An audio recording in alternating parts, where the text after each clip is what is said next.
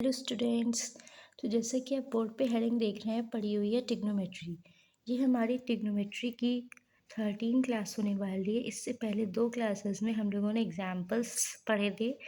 Example number 3 तक हम लोगों ने कंप्लीट किया था। अब हम लोग एग्जाम्पल नंबर 4 देख रहे हैं। तो आइए स्टार्ट करते हैं।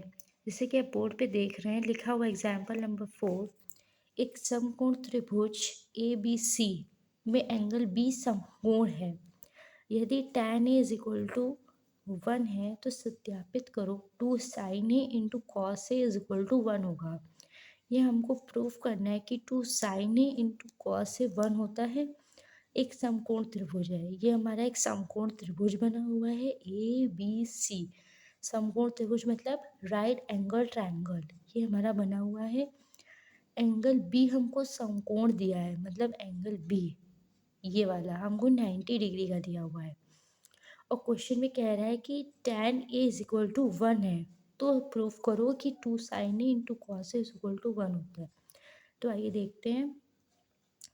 त्रिभुज मतलब ट्रायंगल ए बी सी में tan A is equal to क्या हो जाएगा, B C upon A B. इस ट्रायंगल में tan हो जाएगा B C upon A B, लंब बटे आधार हो जाएगा। tan A जैसे कि आप क्वेश्चन में देख रहे हैं, दिया है tan A is equal to 1, तो tan A की जगह पे 1 पर जाएगा। B C upon A B हम लोग दिया ही गया इज इक्वल टू 1। अब हम लोग इसका क्रॉस मल्टीप्लाई करेंगे, क्रॉस मल्टीप्लिकेशन करेंगे तो A B is equal to B C हो जाएगा। A B is equal to B C हो जाएगा। अब जैसे ए बी की जो सामने की भुजा है वो सी है और बी सी की सामने की भुजा ए है, तो एंगल ए और is equal to angle C. Angle A और एंगल सी हमारे इक्वल हो जाएंगे। अब जैसे कि आप जानते हैं कि त्रिभुज के तीनों कोणों का योग 180 अंश होता है, मतलब angle A plus angle B plus angle C is equal to 180 होता है। अब angle A plus angle C, angle B हमको कितना दिया है, जैसा कि आप क्वेश्चन में देख सकते हैं, समकोण है मतलब 90 है, तो एंगल बी की जगह हम लोग 90 रख देंगे। फिर उसके बाद angle A plus angle C is equal to 180 होता है। जैसे मैंने अभी आपको बताया कि त्रिभुज के तीनों कोणों का योग 180 अंश होता है, तो हम लोगों ने यहाँ angle A plus angle B is equal to 180 minus 90, मतलब एंगल बी जो हमारा समकोण त्रिभुज में बी 90 डिग्री का था, वो हम लोगों ने 190 को इधर भेज दिया, 180 को 90 इधर भेज दिया।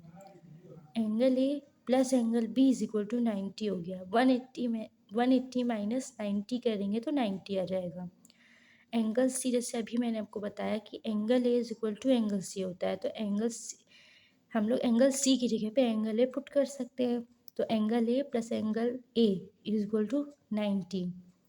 अब जब हम इन दोनों को ऐड करेंगे तो 2 angle A is equal to 90 हो जाएगा। Angle A is equal to 45 हो जाएगा। 90 अपॉन 2 कर देंगे तो 45 हो जाएगा, मतलब एंगल ए भी हमारा 45 को होगा और एंड एंगल सी भी हमारा 45 का होगा, क्योंकि हम लोग यहाँ पढ़ चुके हैं कि angle A is equal to angle C होता है। अब जैसे हम लोग को प्रूफ करना था 2 sin A into cos A is equal to 1 होता है, तो 2 sin A into cos A is equal to लिखेंगे 2 sin 45 इंटू कॉस 45। कह रहा है साइन ए इंटू कॉस ए, तो ए हमारा 45 है, तो साइन 45 का मान 2 इंटू, जैसे 2 तो हमको मल्टीप्लाई में दिया है और साइन 45 और कॉस 45 का मान 1 होता है, तो 1/√2 इंटू 1/√2, √2 से √2 कैंसिल हो जाएगा, इज इक्वल टू 1 आ जाएगा। तो हम लोग को यही प्रूफ करना था 2 sin A into cos A is equal to 1। तो ये हम लोग का प्रूफ हो चुका है 2 sin A into cos A is equal to 1। इसमें ये होता है कि जैसे यहाँ √2 है, तो जब √2 की गुणा √2 से होता है तो 2 बन जाता है, तो 2 से 2 हम लोग कैंसिल कर देंगे, इज इक्वल टू 1 आ जाएगा। हम लोग को यही प्रूफ करना था। Thank you. अब हम लोग आगे के एग्जाम्पल देखेंगे। एग्जाम्पल नंबर 5, एग्जाम्पल नंबर 5 है, यदि tan theta plus 1/tan theta is equal to 2 है, तब tan square theta plus 1/tan square theta की हमको वैल्यू निकालनी है, हमको मान ज्ञात करना है। तो आइए देखते हैं। जैसे कि क्वेश्चन में कह रहा है tan theta plus 1/tan theta is equal to 2 दिया है, तब हमको tan स्क्वायर थीटा की और 1/tan स्क्वायर थीटा की वैल्यू मान हमको ज्ञात करना है। tan theta plus 1/tan theta is equal to 2 दिया है, हम लोगों ने दोनों तरफ वर्ग कर दिया है, मतलब बोथ साइड स्क्वायर कर दिया है। जैसे ये है तो इसमें हम लोगों ने बोथ साइड स्क्वायर कर दिया है, इधर भी स्क्वायर कर दिया है, इधर भी स्क्वायर कर दिया है, मतलब होल ऑफ स्क्वायर कर दिया है।